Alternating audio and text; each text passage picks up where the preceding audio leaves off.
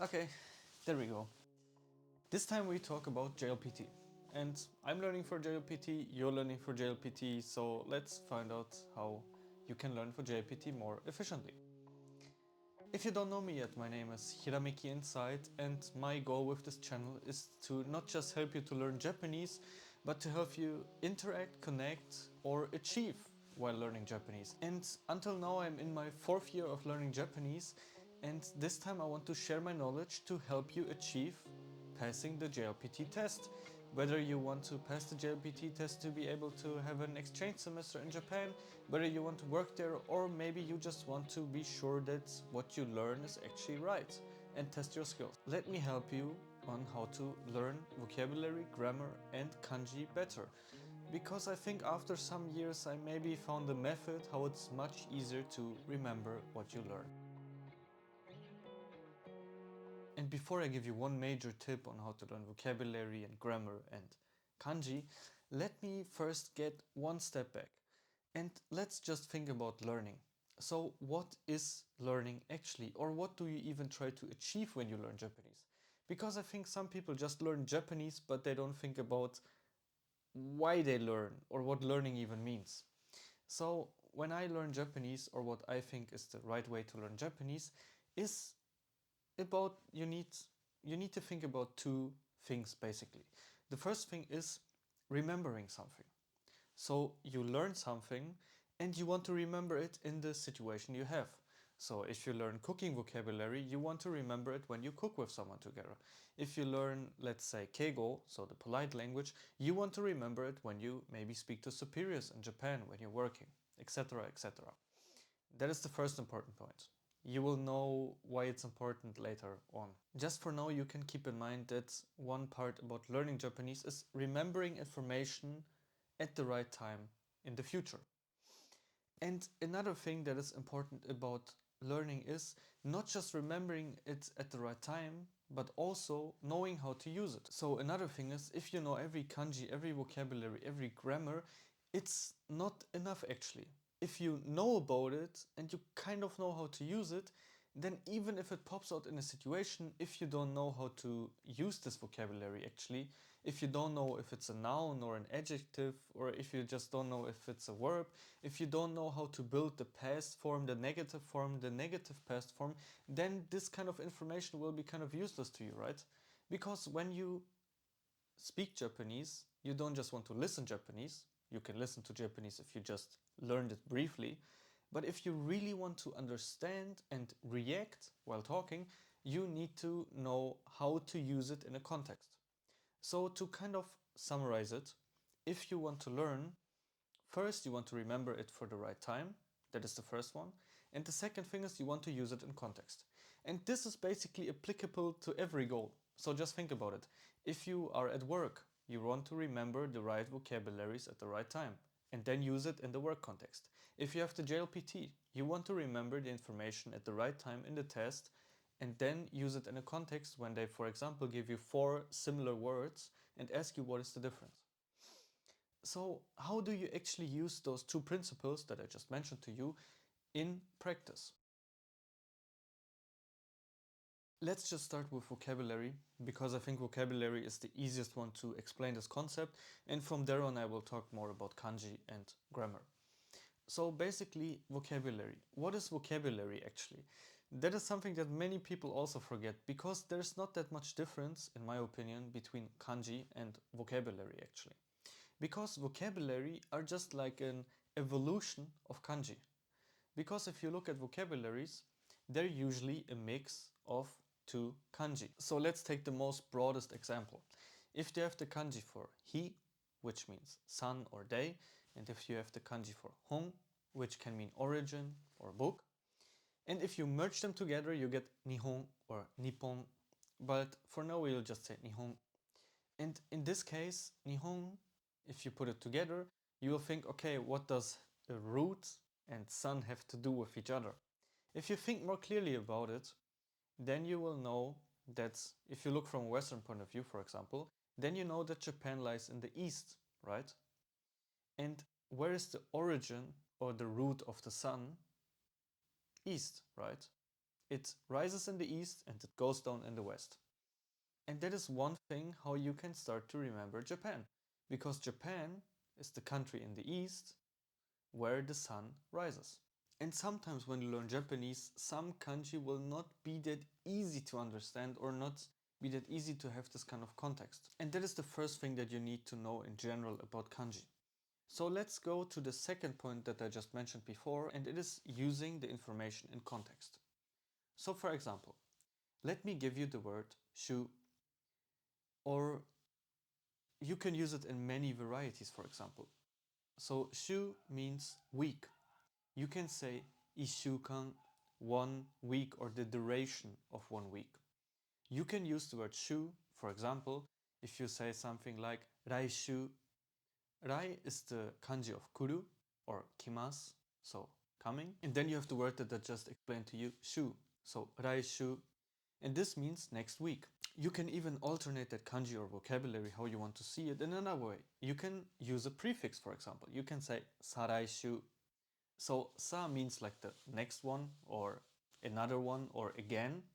So you have the next week and again, so it's the next week. And that is kind of the context thinking you need when you learn the kanji or the vocabulary.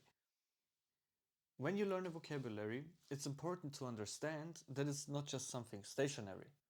It is flexible. Most vocabularies are combinations of kanji, and those are combinations that can be combined again with prefixes or suffixes. So prefixes, something that is in front of the word and changes it, and suffixes, something that is at the end of the word and changes the meaning.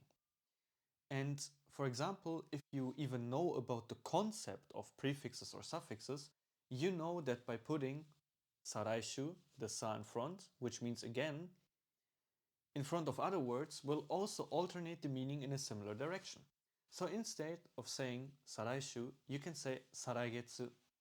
So raigetsu, the next month, saraigetsu, the month after the next month.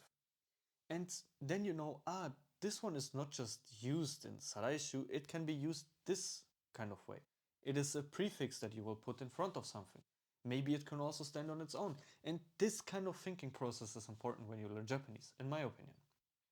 Because by having this, let's say, flexible thinking, it will be much easier for you to use it at the end. And just to be clear with this point, you don't need to learn everything, but learning a few usage ways will be really beneficial at the end when you use the word. Because there's also many studies about it, you can read about it.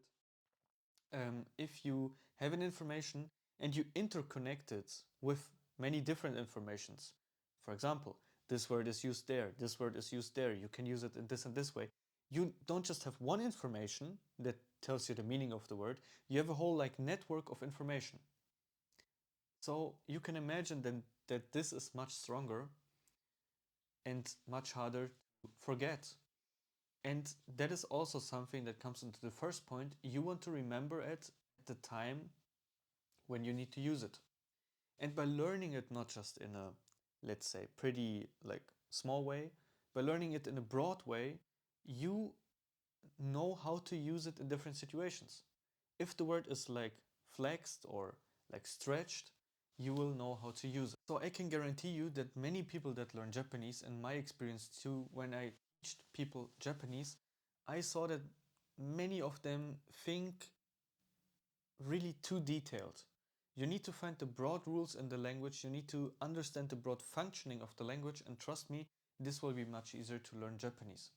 And if you want to know more about those rules, you can take a look at my hiramekiinsight.com website. I also made a course just tailored to this specific problem that teaches you the fundamental rules in Japanese language that you will have even if you learn N5, N4, N3, or even N1. And to know those rules, trust me, it will make your life much, much easier. But let's go to the kanji. And kanji are something that I needed some time to get used to kanji, to be honest, and I needed some time to like appreciate kanji. And one way of learning kanji is that you look at the kanji and you have on yomi and kunyomi. Then you just learn There are free readings on Yomi, there are free readings Kunyomi, and so on. But this is just first a really exhausting way to learn kanji, and second, it's actually the worst way to learn kanji. And I think we've all been there in the beginning, and then we were all like, yeah, I mean, it's too complicated, I don't want to do it, so we all gave up. And what we should do is the same that I also teased you with the vocabulary. You need to learn it in a greater context. So if you learn a kanji, then not just learn the kanji itself.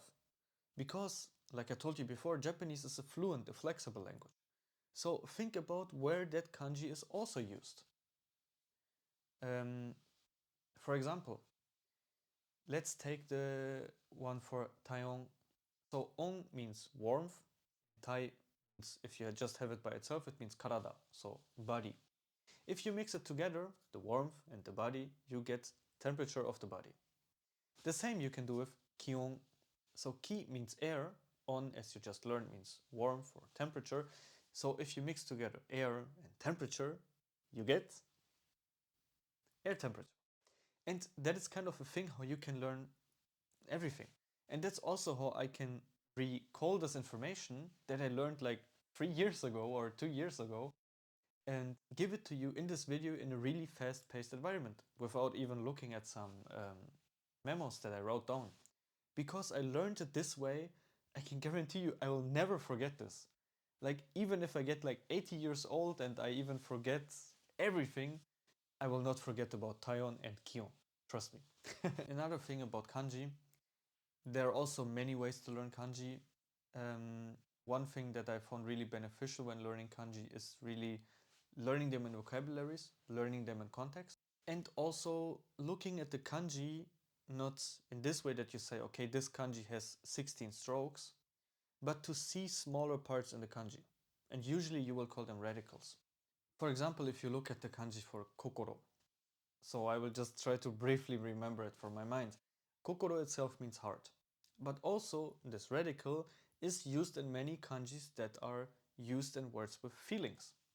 So for example, you can take the word for nayamu and you will find kokoro inside. I think even if you look at the word kyofu, if I'm correct, you will find the radical for kokoro inside.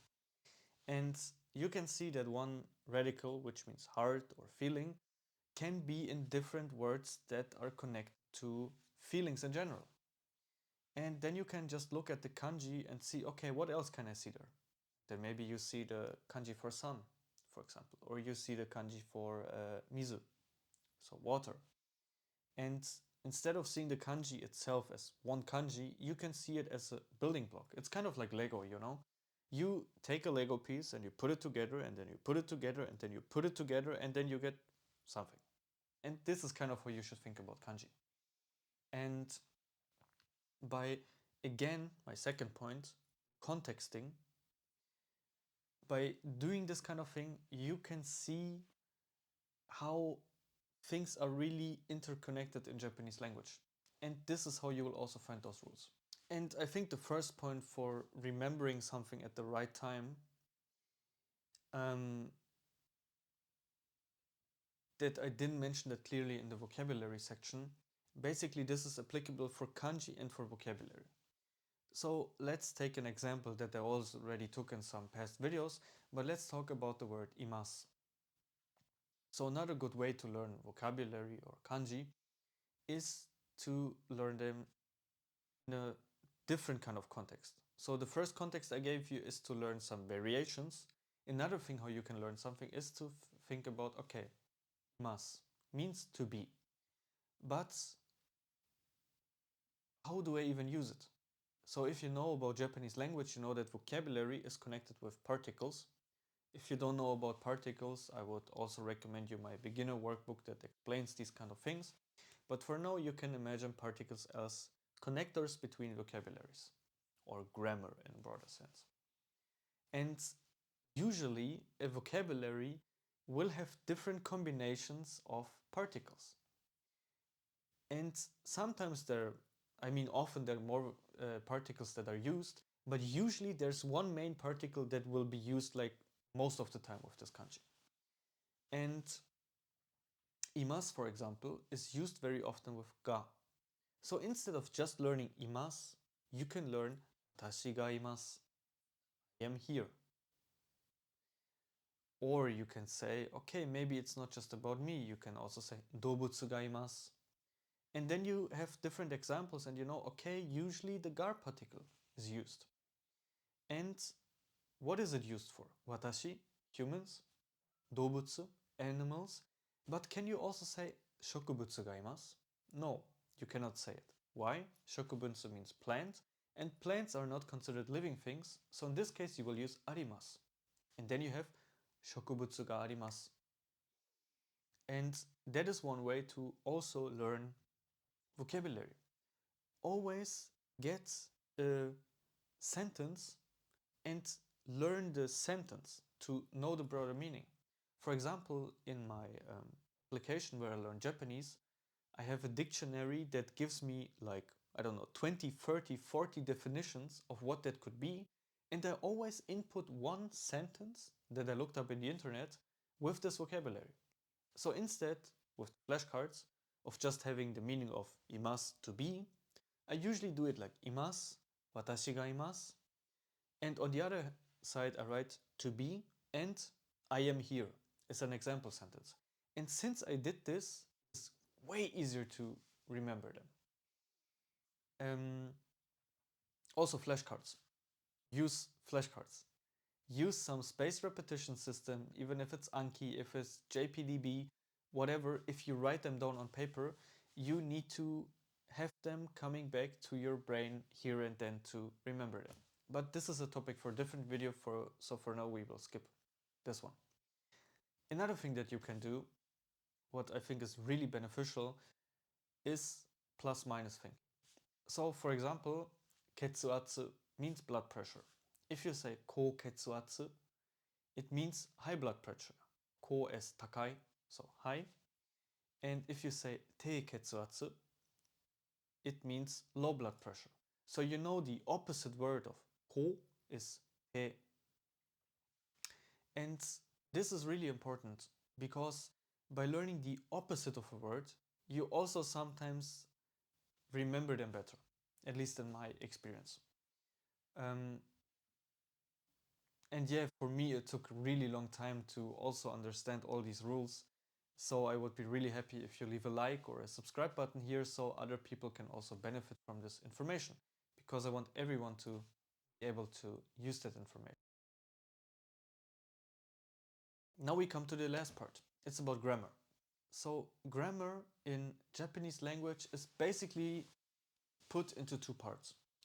One part is particles, one that I just explained to you before. It's the interconnection of vocabularies. As I said before, if you want to find out more about it, take a look at my workbook. And another one is called grammar, as the usual grammar that you will have. So for example, we take the grammar of kara. It's an N5 grammar. I think it's the first grammar that you will learn when you learn Japanese.